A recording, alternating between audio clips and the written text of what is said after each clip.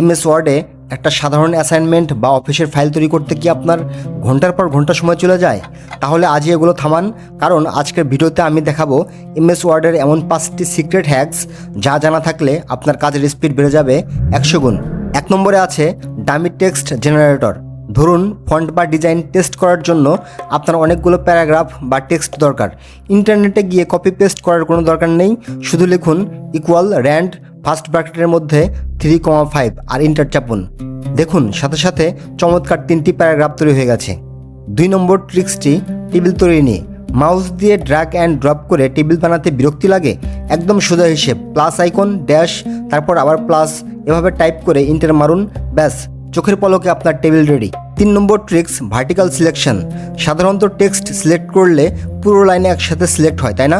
কিন্তু আপনি যদি কিবোর্ডের অল্ট কি চেপে ধরে মাউস দিয়ে ড্র্যাগ করেন, তবে টেক্সটের যে কোনো একটি নির্দিষ্ট কলাম বা সাইড লম্বালম্বিভাবে কাট কপি করতে পারবেন।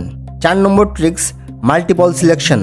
আলাদা আলাদা লাইনের শব্দ বা বাক্য একসাথে সিলেক্ট করতে চান?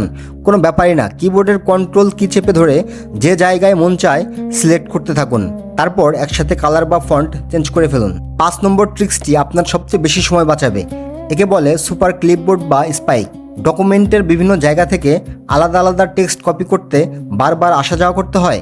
এখন থেকে যে টেক্সটগুলো লাগবে সেগুলো সিলেক্ট করে চেপে দিন Ctrl+F3। এতে টেক্সটগুলো কালেকশন হিসেবে জমা থাকবে। এরপর যেখানে সব একসাথে বসাতে চান সেখানে গিয়ে শুধু চাপুন Ctrl+Shift+F3। ব্যাস জাদুকরীভাবে সব টেক্সট একসাথে পেস্ট হয়ে যাবে। ট্রিক্সগুলো কেমন লাগলো কমেন্ট করে জানান। আর কোন ট্রিক্সটি আপনি আগে থেকেই জানতেন সেটাও বলতে ভুলবেন না। এরকম নতুন নতুন টেক ট্রিক্স আর হ্যাকস পেতে চ্যানেলটি সাবস্ক্রাইব করে বেল আইকনটি বাজিয়ে দিন। দেখা হচ্ছে পরের ভিডিওতে।